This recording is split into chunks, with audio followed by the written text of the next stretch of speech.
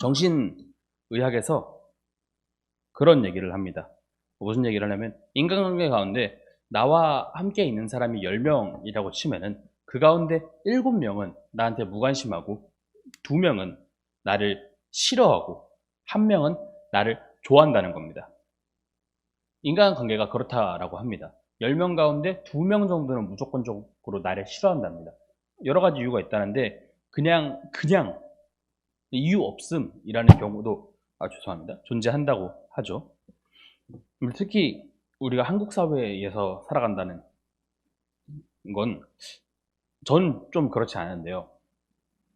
누군가 나를 싫어한다라고 생각을 하면은 좀 손에 일이 안 잡히고 스트레스를 받는 사람들이 많이 있습니다.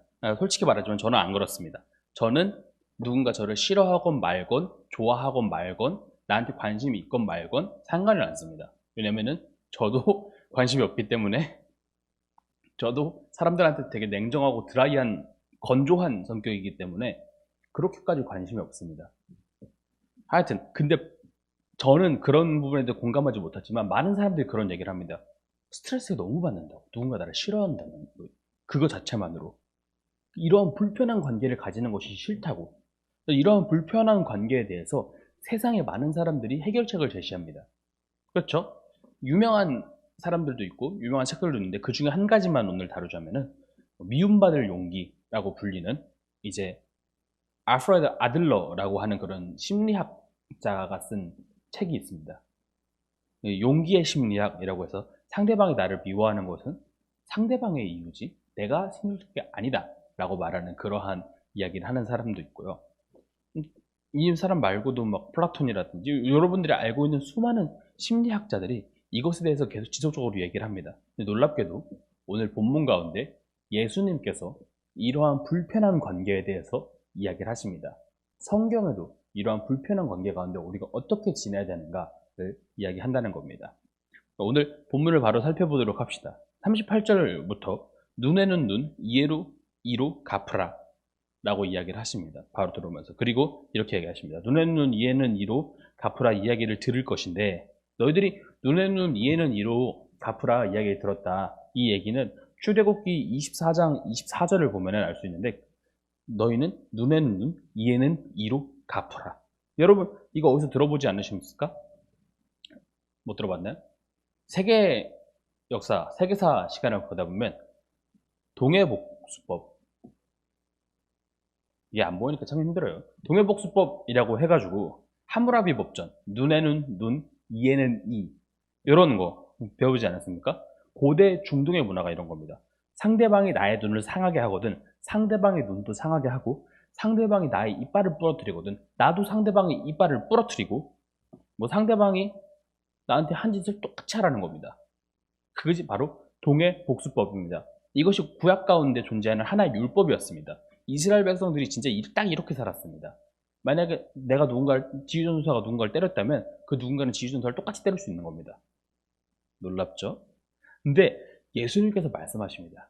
야, 너희들이 과거에는 이렇게 살았으나 앞으로는 내가 말하는 것처럼 악한 자와 대적하지 말라.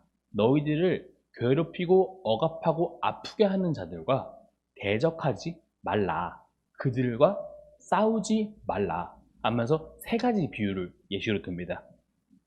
세 가지 비유를 드시는데 첫 번째로는 오른뺨을 때린 자에게 왼뺨도 대라 라고 이야기를 하시는데 이 비유를 조금 이해하려면은 이 시절에 이스라엘 문화를 조금 알아야 합니다. 고대인은 보통 오른손을 성결한 손으로 따지고 왼손을 이제 부정한 손으로 쭉 생각을 합니다. 정결한 손, 부정한 손입니다. 그렇기 때문에 보통 오른손을 사용을 합니다. 오른손을 사용을 하고 상대방을 이제 무시하고 상대방을 비하하기 위해서는 보통 손바닥이 아니라 손등을 통해서 상대방을 때리게 되는데 어떤 방식으로 가게 되면 이렇게 때리는 거예요. 상대방을.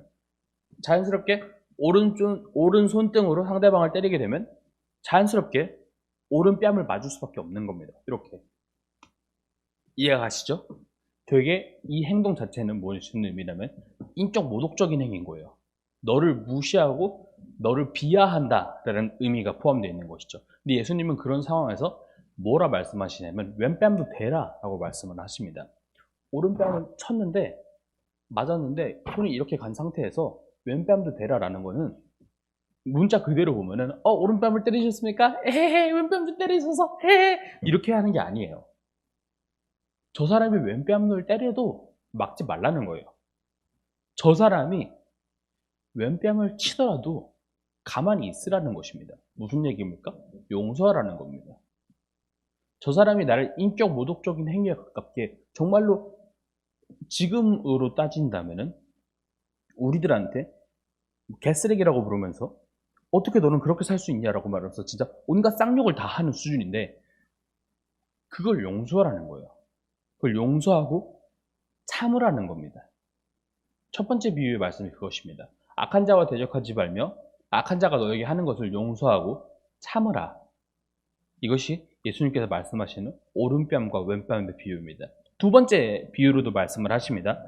두 번째 비유는 이제 속옷을 가지고자 하는 자에게 겉옷까지 가지게 하며 라고 말씀을 하시는데 이 속옷은 우리가 통상적으로 알고 있는 그런 속옷은 아닙니다. 제가 PPT를 준비했는데 잘 보려나 모르겠네요. 보시면은 이게 이스라엘 백성들은 옷을 이렇게 입고 다닙니다. 두 개의 천을 합쳐가지고 이제 이렇게 막 실로 꼬매고 나면은 하나의 옷이 되는데 어떤 식으로 옷을 입게 되냐면 이런 식으로 옷을 입는 겁니다. 이런 식으로 해서 속옷, 그 다음에 속옷과 속옷의 허리띠. 네, 잘 보이군요. 원래 검정머리인데 이게 검정색을 빼가지고 그래요. 속옷과 허리띠, 그 다음에 겉옷, 겉옷과 허리띠 이런 식으로 옷을 입게 되는 거예요. 그러니까 지금 이 속옷이라고 말하는 것은 엄밀히 말하면 우리가 지금 입고 있는 이런 언더웨어들이 아니라 하나의 옷이라고 생각을 하면 편합니다. 이걸 보고 이제 전문 용어로 케네토트라고 하는데 이것까지는 여러분이 알 필요가 없고 이스라엘 백성들은 옷을 이렇게 입습니다. 이렇게 입는다라는 걸 우리가 알고 있으면 됩니다. 자, 이렇게 두 개의 천을 합쳐서 이제 케토네트라고 하는 옷을 만들어 입는데 왜 이 속옷을 원하냐면은 이스라엘은 사막지대이기 때문에 낮에는 무척이나 덥고 밤에는 무척이나 춥습니다. 정말로 낮에는 미친 듯이 덥고 밤에는 미친 듯이 춥습니다. 밤에는 얼어 죽을 수도 있습니다. 정말 그 정도로 추운데 밤에는 덥고 잘 것들이 필요합니다. 지금이야 뭐 현대 기술력이 발전해가지고 침낭 같은 것도 있고 핫팩도 있고 다양한 방법으로 우리의 몸을 따뜻하게 할 수 있는데 고대 이스라엘 시대는 그렇지 않았다는 거죠. 고대 이스라엘 시대 때 우리의 몸을 따뜻하게 하기 위해서는 인간의 몸을 따뜻하게 하기 위해서는 두꺼운 옷들이 필요했다는 거예요. 그것이 바로 겉옷입니다. 따라서 출애굽기 22장 26절이나 신명기 24장 13절을 보면은 너희들은 겉옷을 압류하지 말라라고 이야기를 합니다. 왜냐하면 그 백성이 죽는 것을 원하지 않기 때문인 거죠. 따라서 이 겉옷을 받지 못하게 되니까 많은 사람들이 속옷이라도 뺏어가서 속옷을 압류하려고 합니다. 이러한 환경에서 예수님께서 어떤 얘기를 하시냐? 야, 너희들의 속옷을 원하냐? 그들이 정말로 양아치 같아가지고 너희들에게 돈 없는 사람들이니까요. 돈 없는 사람들이 돈을 갚지 못해가지고 옷을 빼앗기는 거니까요. 야, 너희들이 그것마저 빼앗기는 상황 왔냐? 그러면 그냥 겉옷까지 줘라. 얼어 죽을 수 있지만 겉옷까지 줘라. 이타적으로 살아가라 그냥. 더 이상 내어줄 것이 없다면 이타적으로 살아가라. 너희들의 악함을 주는 자들에게, 너희들에게 억압을 주고 너희들이 경제적으로 수탈하는 자에게 이타적인 행동을 해라. 참 말이 안 되죠. 우리 그럼 세 번째 비유를 좀 봅시다. 세 번째 비유는 이렇게 말씀하십니다. 억지로 오리를 걷게 하는 자에게 억지로 오리를 걷게 하거든 심리를 동행해라. 이 이야기를 많이 설명을 했으니까 조금 짧게 이야기를 하겠습니다. 로마 군인들이 이제 자신들이 가고자 하는 방향 가운데 비로마 시민들이 있으면은 로마인들이 아닌 사람들이 있으면은 강제로 징용을 해서 짐을 나르게 했습니다. 이제 이 말씀을 준비하면서 자세한 자료들을 살펴보니까 로마 도랑으로 인해서 1마일이라고 합니다. 대략 1000보입니다. 1000번을 걸어가는 것입니다. 예수님께서 오히려 이렇게 말씀하십니다. 1000번을 더 걸어라. 솔직히 누가 나한테 강제로 힘을 이용해서 지배해서 일을 시킨다 생각하면은 화가 좀 납니다. 부셔버리고 싶습니다. 그렇지 않습니까? 나한테 억지로 힘을 통해서 나를 지배하려고 그런다? 복수하고 싶습니다. 분노가 가득 찰 겁니다. 근데 예수님께서 말씀하십니다. 야, 천보를 더 가라. 너희들을 강제로 억압할지언정 그 사람들에게 복수심을 불타지 말고 도움을 베풀어라. 역시 말이 안 됩니다. 그러면서 이어서 말씀하십니다. 내게 구하는 자에게는 거절하지 말라. 우리가 이 말씀을 조금 오해할 수 있어요. 이렇게 앞서서 하나님께서, 아니 예수님께서 세 가지 비유를 통해서 야, 너희들은 이타적으로 참고 이타적으로 살아가고 그 다음에 도움을 주어라 라고 말씀을 하신 다음에 꾸고자 하는 자에게 거절하지 마라 라고 하면, 구하고자 하는 자에게 거절하지 마라 이렇게 말씀을 하시면 돈을 꾸어주면 무조건 돈을 빌려줘야 되나? 아니면 뭐 살인마가 칼을 달라고 했으면 칼을 줘야 되나? 이런 딜레마에 빠질 수 있다는 거죠. 예수님께서 말씀하시는 이 꾸어주는 것을 무조건 내어주고 거절하지 말라라는 것은 다른 성경 구절 한 군데를 보면은 이해가 한 번에 갈 수 있습니다. 어디입니까? 사도행전 3장 6절인데요. 사도행전 3장 6절에 이제 베드로와 요한이 기도하기 위해서 성전 미문으로 가게 됩니다. 성전 미문으로 가는데 거기에 거지가 있습니다. 앉은뱅이 거지가 일어날 수가 없고 걸을 수가 없는 그런 사람이 한 명 있는데 이 베드로와 요한과 이 거지가 이야기를 하다가 베드로와 요한이 이런 얘기를 합니다. 베드로가 베드로가 이런 얘기를 합니다. 은과 금은 내게 없거니와 나는 지금 돈이 없다. 그런데 내게 있는 것으로 내게 주노니 나에게 있는 것을 너에게 주겠다. 그것이 무엇이냐? 곧 나사렛 예수 그리스도 이름으로 걸으라. 무슨 말입니까? 예수님께서 지금 구하는 자에게 거절하지 말라라고 하는 것, 즉 구하는 자에게 우리가 주어야 될 것은 돈이나 아니면은 뭐 살인을 도와주기 위한 칼이나 아니면 뭐가 있을까요? 뭐 볼펜이나 이런 물질적인 것이 아니라 예수 그리스도의 마음을 가진 사랑을 주라는 겁니다. 예수 그리스도의 마음을 가진 그 따뜻함을 주라는 것입니다. 참 놀라운 겁니다. 참 이게 말이 안 돼요. 상식적으로는 말이 안 돼요, 솔직히. 상식적으로는 받아들일 수가 없어요. 전사님도 그래요. 좀 마음이 그래요. 상식적으로는 받아들이기 조금 어려워요. 상식적으로는 말이 안 되는 겁니다. 이 말씀하신 비유들이 상식적으로는 공감할 수가 없습니다, 실은. 그리고 심지어 예수님께서 무슨 말씀까지 하시냐면은 43절부터 48절까지 이야기를 통해서 이렇게 말씀하십니다. 딱 한마디예요. 이게 산상수훈의 두 번째 결말입니다. 첫 번째 결말이 뭐였죠? 빛과 소금과 같은 정체성을 가지라 였죠. 두 번째 결말은 이겁니다. 원수를 사랑해라. 원수를 사랑해라. 절정을 이루십니다. 저는 산상수훈 가운데 이야기가 있으면 이렇게 또르르르 올라갔다가 이 절정에서 딱 하고 내려가잖아요. 예수님의 말씀은 절정이 딱 여기인 거예요. 원수를 사랑해라. 여러분, 원수를 사랑할 수 있습니까? 여러분 삶 가운데 원수가 있습니까? 정말 찢어 죽여버리고 싶은 그런 사람뿐만 아니라 너무 싫다라고 생각하는 그런 사람까지. 실은 예수님께서도 말씀하십니다. 너희가 사랑하는 사람을 사랑하는 것은 누구든지 할 수 있는 거다. 무슨 얘기냐면 전사님의 여자친구를 사랑하고 전사님의 뭐 가족을 사랑하고 여러분을 사랑하는 건 어려운 게 아니다. 그건 누구나 할 수 있는 거다. 그런 건 하나님 나라 백성으로 구별된 삶을 살아가는 것이 아니다. 그런 것은 하나님 나라의 삶을 살아가는 것이 아니다. 그러니 너희는 원수까지 사랑해라. 앞서 이야기한 것처럼 나를 인격적으로 무시하고 나의 재산을 빼앗고 나를 힘으로 억압하는 사람들을 사랑해라. 마치 너희들이 사랑하는 사람을 사랑하듯이 너희의 연인을 사랑하고 너희의 가족을 사랑하듯이 원수를 사랑해라.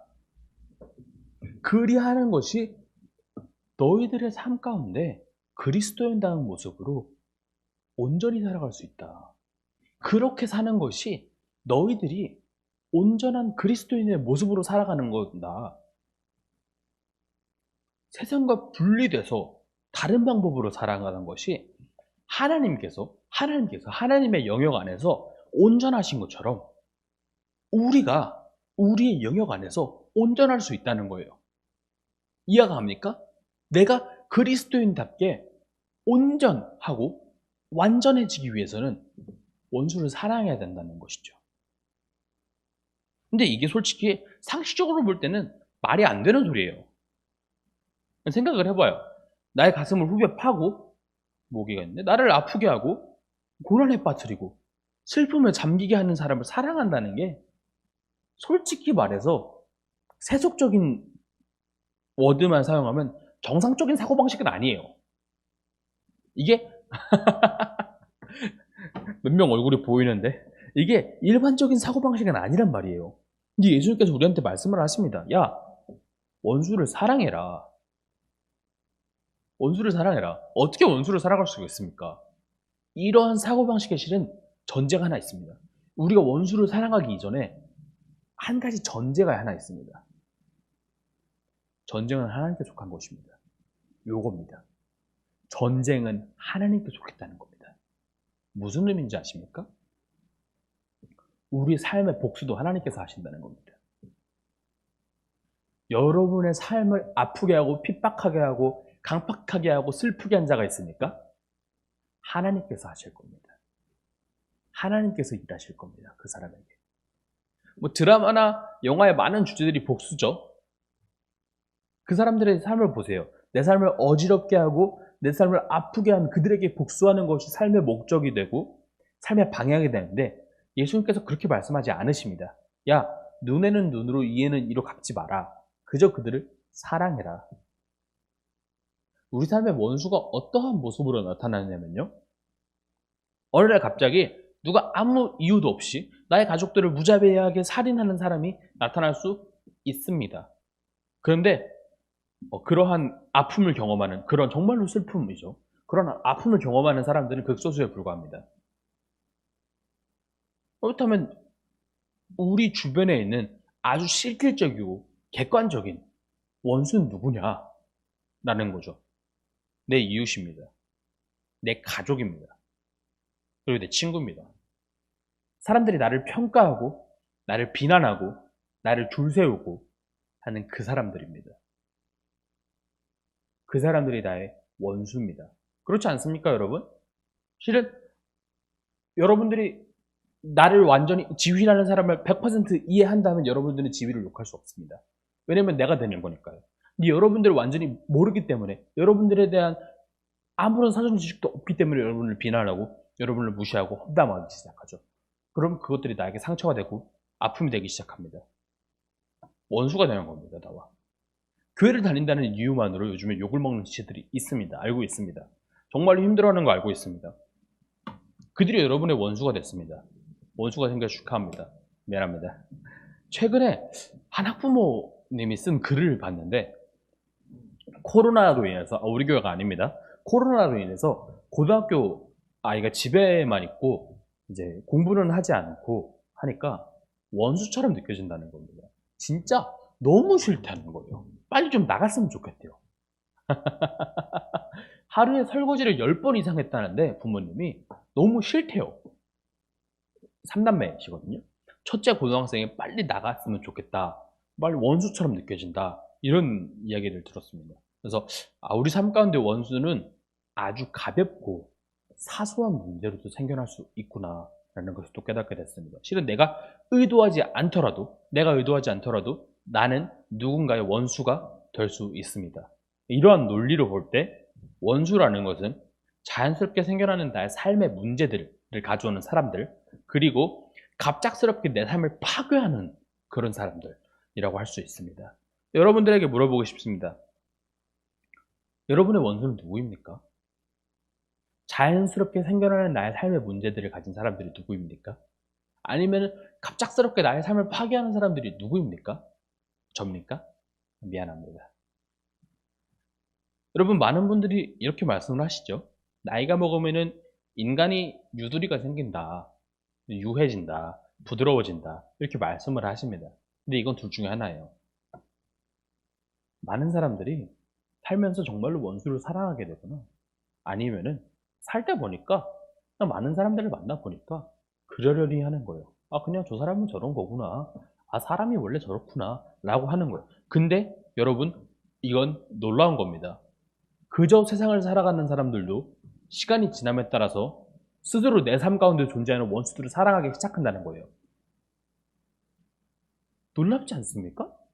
그저 하나님의 말씀을 듣지 않는 사람들도, 그리스도인답게 살아가지 않는 사람들도 세상을 살아가면서 깨닫게 된다는 거예요. 원수를 사랑해야 된다는 거예요.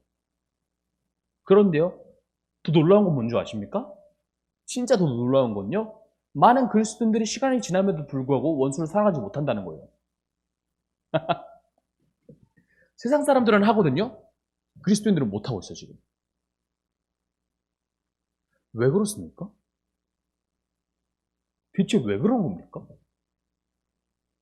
그 이유를 얘기해 봅시다. 우리 오늘 진정한 회개에 대해서 조금 이야기해 봅시다. 잠깐 얘기해 봅시다.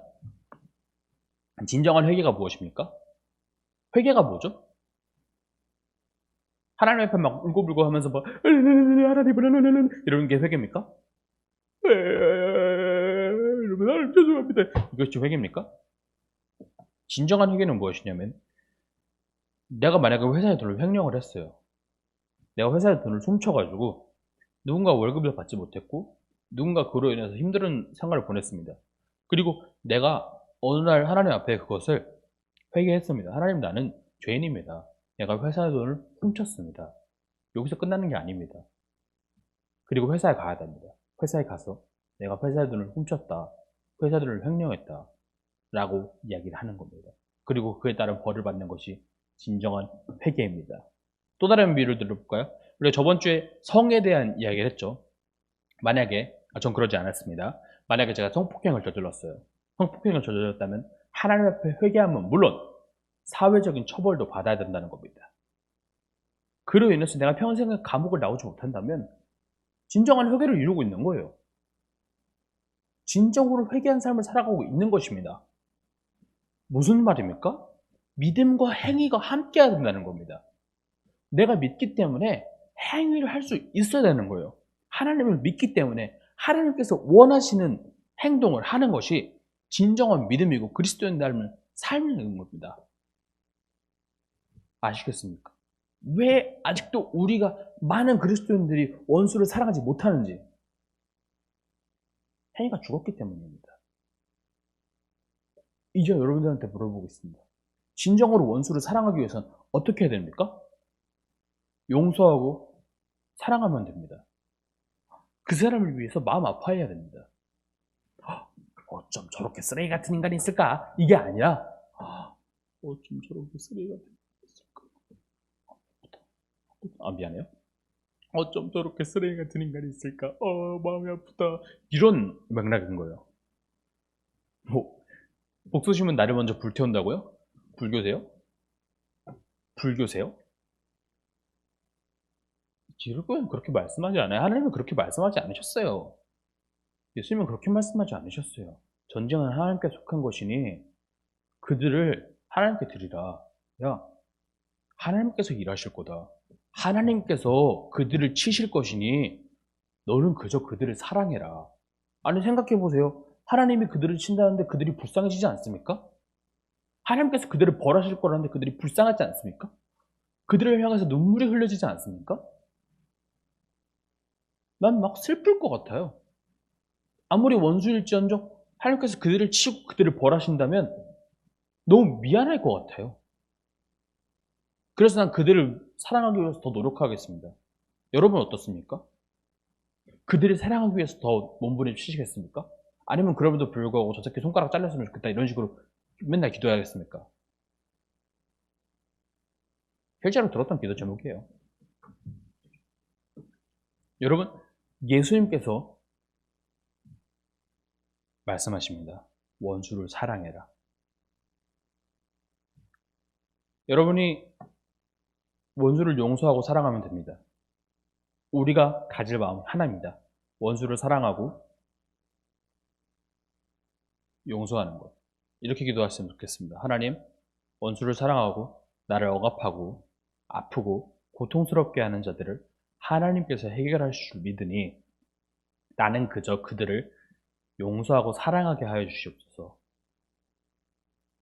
여러분, 우리가 더 건강하게 세상을 살아가면서 지성 있고 하나님 앞에 무릎으로 해결하려고 하고 많은 문제들을 무릎으로 나아가고 또한 실질적인 신앙을 살아가면서 이 땅 가운데서 더 건강한 그리스도인으로 살아가는 가장 큰 방법, 그리고 가장 첫 번째 되는 방법 중에 하나는 원수를 사랑하는 것입니다. 여러분들을 괴롭히는 그 악한 자들과 대적하지 않으며 그들과 싸우지 않으며 전쟁은 하나님께 속한 것이니 하나님께서 그들을 치시고 그들에게 벌하실 것이다 라는 믿음과 함께 그들을 그저 사랑하는 것입니다. 어렵죠? 쉽지 않습니다. 전사님 가운데도 마음 가운데도 지금 마음에 계속해서 들어오는 원수 한 명의 원수가 있는데 저는 정말로 그분을 위해서 몸부림치고 있습니다. 실은 많은 순간 그분을 사랑하기 위해서 슬퍼하고 있고요. 많은 순간 그분을 용서하기 위해서 계속해서 눈물로 기도하고 있습니다. 근데 가끔 인간이다 보니까 살다 보면 그분에 대한 막 분노가 막 치밀어 올라요. 하지만 그럼에도 불구하고 그분을 사랑하기 위해서 정말로 몸부림치고 있습니다. 아직 그래서 100% 용서했냐고요? 아니요. 100% 사랑했냐고요? 아니요. 아직 반반이에요. 아직 그분에 대한 사랑이 반 정도밖에 차지 않았지만 실은 오늘 말씀을 준비하면서 저 스스로도 회개를 너무 많이 했고 이 말씀 자체가 저한테 하는 얘기예요. 실은 오늘은 하나님께서 일하실 것이니 용서합시다. 하나님께서 일하실 것이니 사랑합시다. 기도하겠습니다.